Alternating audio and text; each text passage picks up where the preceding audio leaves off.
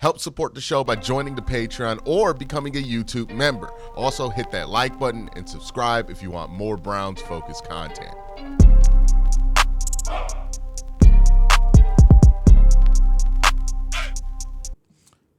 It's time to hear y'all hot takes. Been a lot of stuff that's happened over the last week. Let's hear what you guys have been saying in the comment section. Let's react to it. I want to take a lot of comments from this video because I spent a lot of time on making it. The objective scientific review of Andrew Berry. Put a lot of work into this. I'm glad it's doing well. And if you haven't checked it out, please check it out because it gives you a lot to think about. You know, I went into that video really not knowing where the data would go. I thought that the data would lead to telling me a more negative picture about Andrew Berry than it initially said, or that it said at the end of the day here, right? You know, I know a lot of people, because it doesn't say something negative about Andrew Berry, think that I just went into this hoping that it would say good things. But no, I thought that if you just looked at those off seasons, that it would paint a negative picture, because that's kind of what it's felt like, or at least what it's felt like if you listen to what the fan sentiment is. And I thought it might be closer to that, or maybe to a net zero level. Didn't really think he would end up positive. It was an interesting study to do. It's not absolute, right? But it does do a good job of measuring, you know, who's doing a good job, because the GMs that did well in that are all the GMs that are really, really good, right? So it is interesting to see that Andrew Berry has been doing better than I thought, but it's more or less kind of a conversation about what Andrew Berry's good at and what he's not, because the draft has not been great for him. But his free agent stuff and his roster retention stuff, contract stuff, that's all been really solid for Andrew Berry. It's fascinating, right, to look at the general manager position and not just limit it to opinions about the draft. You know, when you take your own opinion in that and you take it out of your evaluation of a player or a GM, it's fascinating where the data could take you at times, and it opens your mind a little bit. And you know, I thought that this project, this exercise, was a great way in really figuring out how it was that I felt about Andrew Berry, whether it be positive or negative, and if he was doing a good job. You know, you want a good answer on that, and you want to come to that answer for good reason, not just like what's going on here in your stomach or your gut, right? And this was a way to put in work to really understand if Andrew's has he done a good job. And, you know, this gives you a better understanding of what he has and has not done well with the Browns. So first question here is, hey, Q, first thing to add to the analysis would be relative draft positioning. Round one, Detroit had a couple of top 5 picks. Multiple top 5 picks are far more likely to be hits than lower level first round picks. So I did account for this when I was starting out the study in the video, right? I went and did a DRAF, so a drafted approximate value, plus and minus 5, which basically takes the 5 picks before and the 5 pick after it, takes that drafted approximate value number and averages it into what is happening around the range of that pick. What I found was that those numbers weren't deviating enough from the total round average to make much of a difference in this study. And it was a distinction without a difference.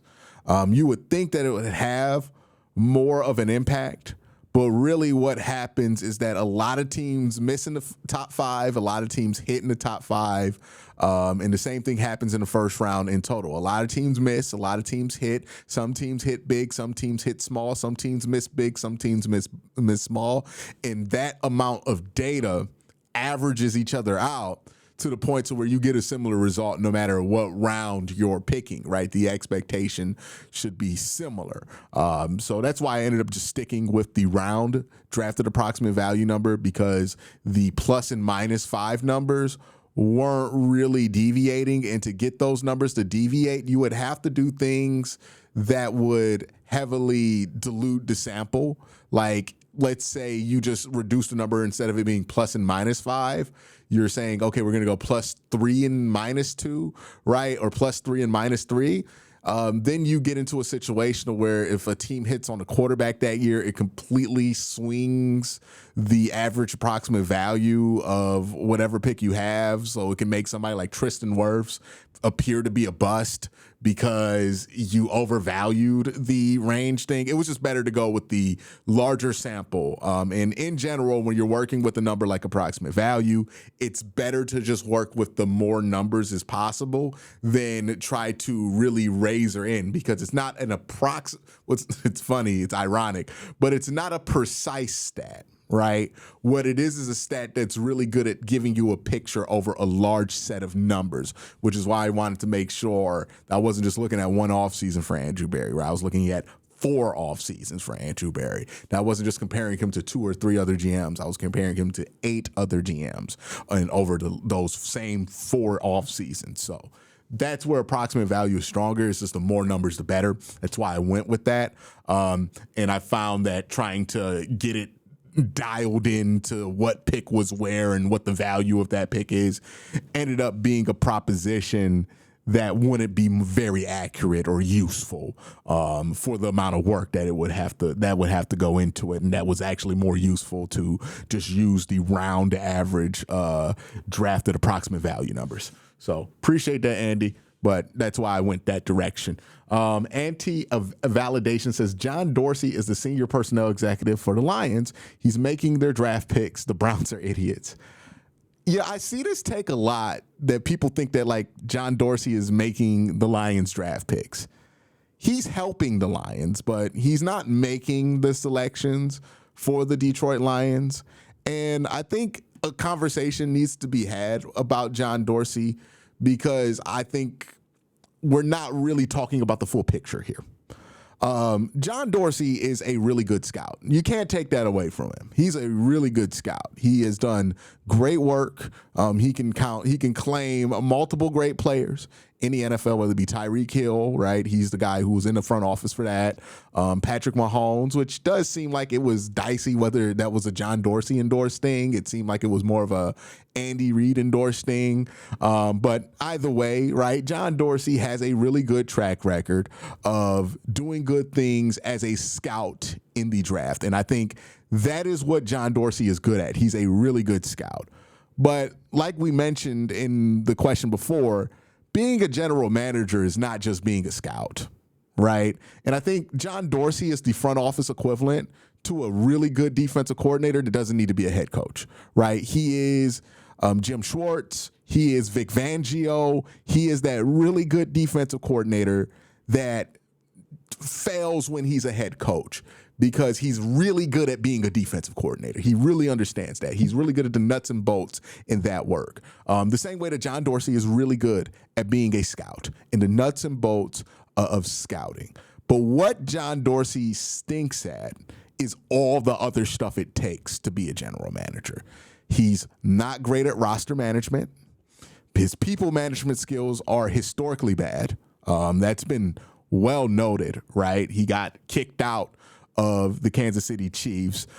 He got kicked out from Cleveland, right? Like his dismissal from Cleveland was not because Jimmy Haslam was excited to do it, right? Like he had to go. He has a way, when he has that much power, of becoming an albatross on the neck of the teams that hire him. In the Chiefs' case, a very successful team that hired him. So he doesn't do that stuff well. He doesn't manage the cap well. His trades have never been very good. His free agent history is not great.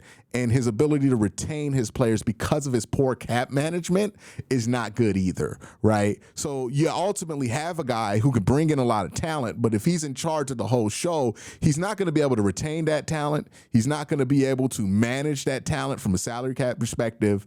And he's somebody who is better suited to be an assistant than the general manager. And I think in his assistant role, he's doing a great thing with the Detroit Lions. But we're not talking about not Andrew Berry. We're not talking about John Dorsey being an assistant. We're talking about John Dorsey as a general manager.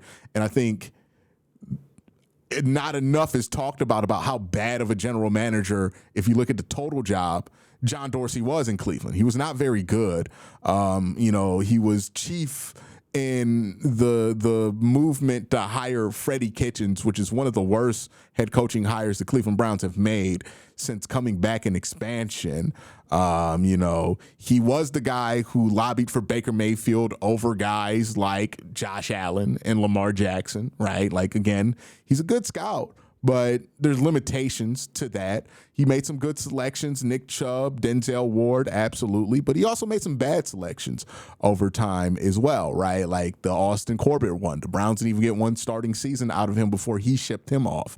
The draft of 2019, where Sione Takitaki's the only solid NFL player to come out that draft. There's hits and misses with Dorsey, but he's a good scout. The problem with Dorsey is that he's not a good general manager. He's not good at everything else you need to do to be a general manager. And he's proven that every time that he's gotten a job. And it's why, despite the fact that he is helping Brad Holmes do an excellent job there in Detroit, why he hasn't been hired to be somebody else's general manager, because the rap is that he's not good at all that other stuff that matters, right? He's a really good assistant. So that's how I look at John Dorsey, a really good defensive coordinator, not a good head coach guy, right? Like there's coaches like that exist. That's what John Dorsey is in the front office. So, yeah, John Dorsey, good scout. He made some good decisions in Cleveland, but ultimately he made some really awful decisions in Cleveland that aren't draft-related, and some of them were draft-related, and that's why he's no longer the general manager of the Cleveland Browns, and that's why he's not anybody's general manager right now, because he's not good at that stuff. Really good assistant, though, So I think that's the cognitive dissonance, right, with John Dorsey. And some people don't really view the GM position as anything else other than like the guy who drafts people. But there's a lot more to that job than just drafting players. And that's the stuff that John's not very good at. The draft he's pretty solid in, though. What if the Browns draft Shedeur and Travis Hunter? The first comment here is from Bob White. They are not tough, talking about Shedeur and Travis. They won't preserve through the season, through a tough season. They are money grabbers. You need to look under the hood at these guys. There can be no clown inside, from Bob White. All right. See, this is why talking about these two is the most annoying thing to do on the internet, because you get disingenuous energy from both sides of this conversation, but mainly from like people being disingenuous about the negativity around Shedeur or Travis. Because here's what happens. People are annoying mainly in the negative direction towards Travis and Shedeur, which makes people feel like they're polarizing, which is true. And it makes people say, I don't want to draft them because I don't want to deal with all the stuff around them. But if you evaluate these dudes as players and people, none of what that dude said is true. It's just straight up bullshit. They're not tough. Shedeur Sanders is a lot of things. He's saying he's not tough is crazy. I've seen the hits that he takes, right? I have issues with Shedeur Sanders' game as a quarterback, but he's plenty tough. They won't preserve through a tough season. They've been through tough seasons in college, more tough seasons than a lot of prospects go, because a lot of these guys go to football factories that win at worst 10 games. I mean, Shedeur went through the whole embarrassing 2023 season, right? And then built back up to that and got Colorado to a point where they were bowl eligible for the first time in a long time. He gets credit for that. That's tough. That's tough. That's persevering through tough seasons. He literally did that. Like, what are we talking about here? And again, I'm not pound the table for Shedeur at number 2 guy, but saying this kind of garbage about him is just straight up BS, right? They're money grabbers because they have a big name. They can make some money. They've made some money. Now they're money grabbers. That's stupid, right? Everybody's money grabbers. Everybody is playing football to get paid. Nobody's playing football for charity. Name me one player in the NFL that is playing for free. I'll wait. Name me the dude who's just doing this shit in their spare time. Like, nah, man, I don't even need to check. Everybody tries to get paid. Every single one tries to get paid. Well, you tell me Joe Burrow's a money grabber because he wanted to make $70 million a year? Is Jamar Chase a money grabber? Is Patrick Mahomes a money grabber because he wanted a 10-year contract? What does that even mean? They're doing this to get paid. This is their job. I would hope they want money to do their job. Like, it's ridiculous. You need to look under the hood at these guys and make sure there's no clown inside. No disrespect, Bob White, but I would think that's something you need to do for yourself, because this just doesn't seem like it's about Shedeur Sanders as an athlete. It seems like you're just making up stuff about Shedeur and Travis Hunter to be critical of them, and not really checking if anything you're saying is true. So, the clown might not be inside them, but you might want to check your hood, brother. It might be something in there, because that was a little ridiculous, man. All right, let's go to the next one.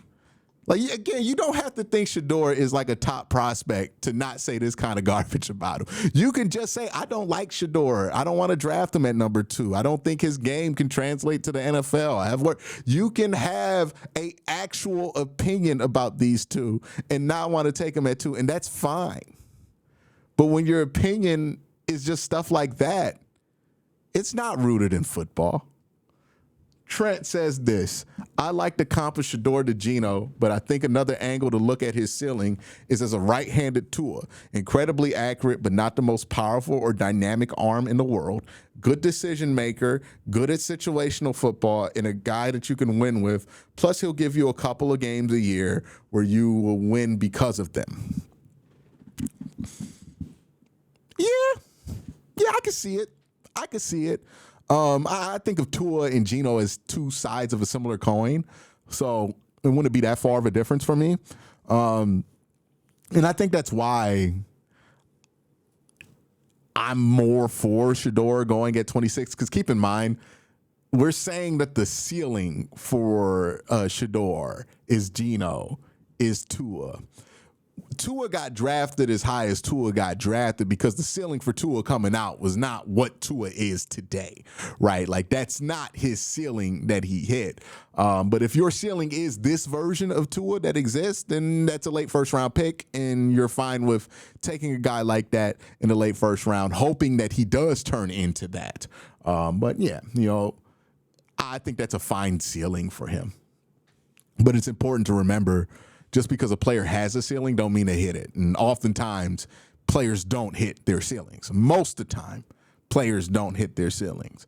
Very rarely does a player break through their ceiling.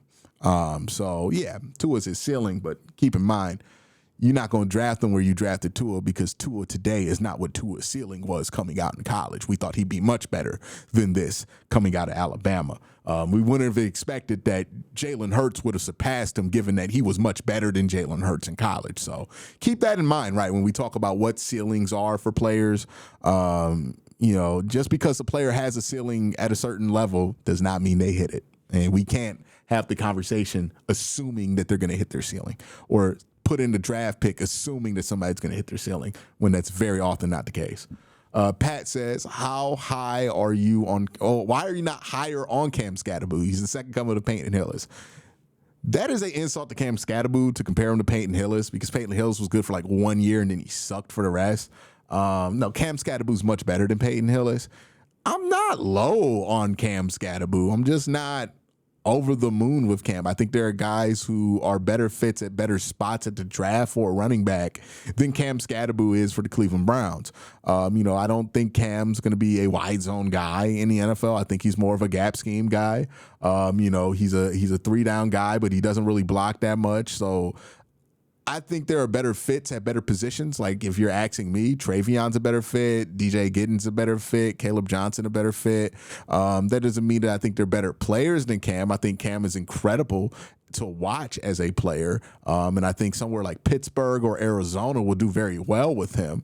But it's just, not every player is a perfect fit for the team that you cover. And this is a situation where I'm like, I like Cam a lot. Just Cam's not a great fit for the team that I watch, So I haven't really gotten to talk about him a ton. But that's really it for the hot takes today. Y'all let me know what you think in the comment section down below. Have a great day. Have you a better night. Peace.